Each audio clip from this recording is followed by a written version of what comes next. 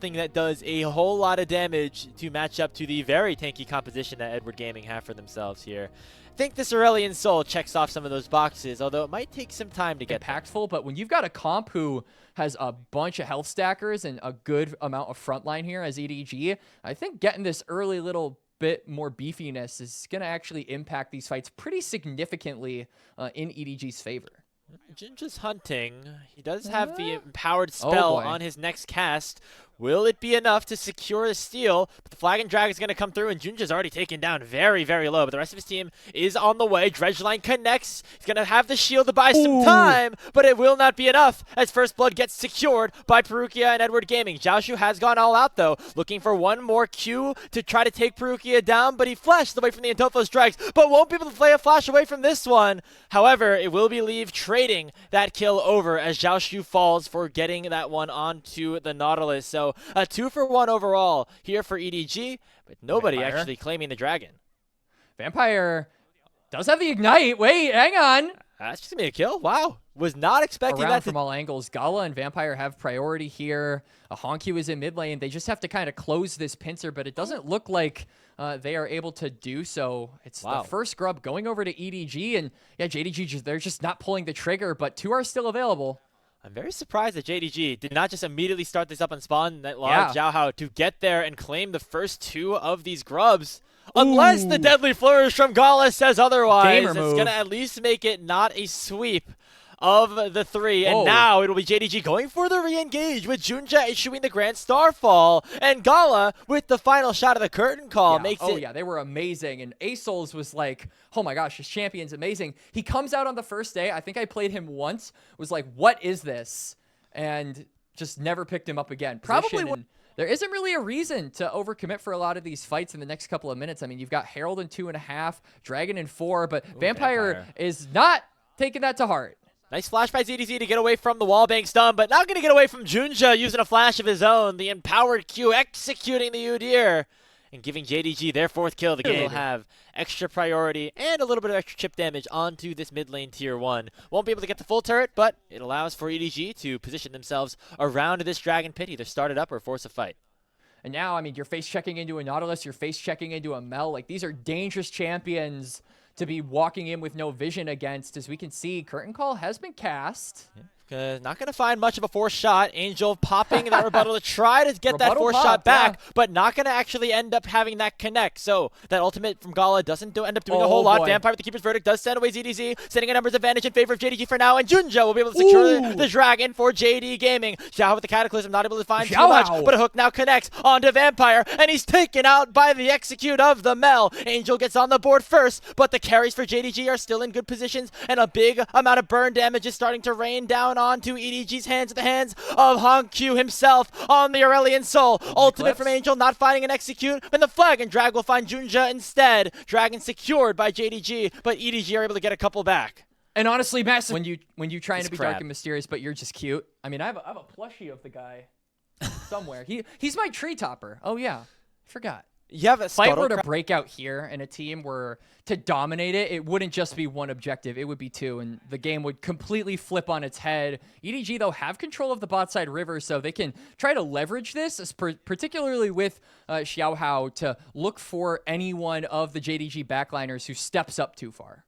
Angel gets hit by the Deadly Flourish, but EDG still in a good position to try to secure this dragon. Curtain Call has been open, but Gala is leaving himself fully open to the artillery of Angel and Leave. Has to cancel the ulti early as the depth charge already has come out, but nobody has fallen just yet. Joshua at half HP, still has his flash and all out available, and the dragon's at 3K. It's going to be a 50-50. Junja also in the pit looking to steal away the Drake from his former team. 2,000, 1,000, nearly. The all out goes out into Xiaohao, and the Jungler's out of the pit until he cataclysms in, but it's not going to matter because Junja still secures the dragon for JDG. Angel has to flash away. The health bars are starting to melt, and JD Gaming have come to play. Junja with a Grand Starfall is going to follow up with a falling star of Honkyu. A double kill for the dragon of JD Gaming as they win the fight. They win the dragon fight, and they'll go towards the Otacon as well. And Xiaoshu just rips Xiaohao's ability to contest that scaling advantage Baron up. If they can find a pick onto an EDG member, then they can transition right onto that topside objective. I'm looking at Xiaohao, I'm looking at ZDZ and Angel. None of them have flash, so there is a potential for them to, go into that top side. You can see all those wards being placed down. That is where they can set up for a pick, but EDG are playing it very, very smartly. They're not overstaying their hand. You can see on the minimap that Xiaohao is being very cautious when walking up. A spawn and already started up by Junja on JD Gaming. But JDG have control of the river, and I mean, Xiaohao is going to have to go for another 50-50. Get in there. Oh, a little bit too late, not issuing that flag and drag, and so JDG control that Cloud Soul point. Hongq not able to get over the wall in full with his E, and so Perukia going to be targeted here and sniped down by the Comet of the Pantheon. Angel already chunked as well, but ZDZ looking to try to disrupt things here in this front line, cancels the curtain call of Gala, and make sure no further damage will be done.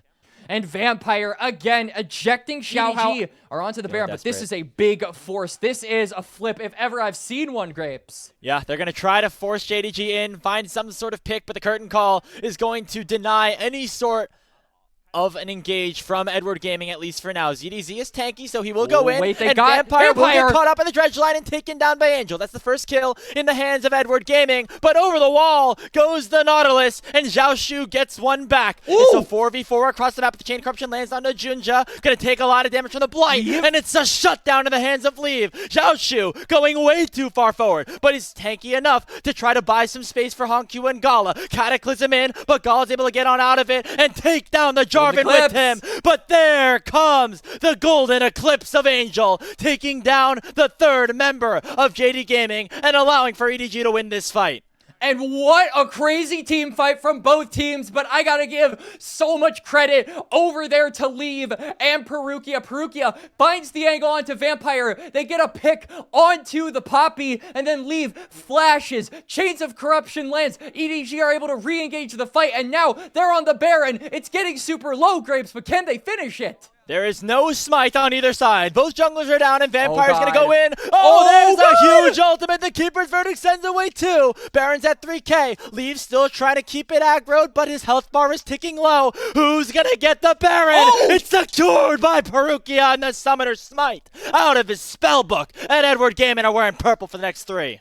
Perukia secures the objective. They're trying to really just knock on the front door, break it down at this point, but they're on a vision. Leave, you're on wards. Junja goes in, and there goes Leave. Hongq with the grand starfall of Junja, and the falling star of the Aurelian Soul will take down the EDG AD carry. Leave is gone. He's down for another 40 seconds. We're getting closer and closer to 40 minutes in this game. These death timers are no joke. JDG have a numbers advantage. Xiaohao, it has to come down to a steal. There's no Baron, so there's nothing else that they can possibly gain.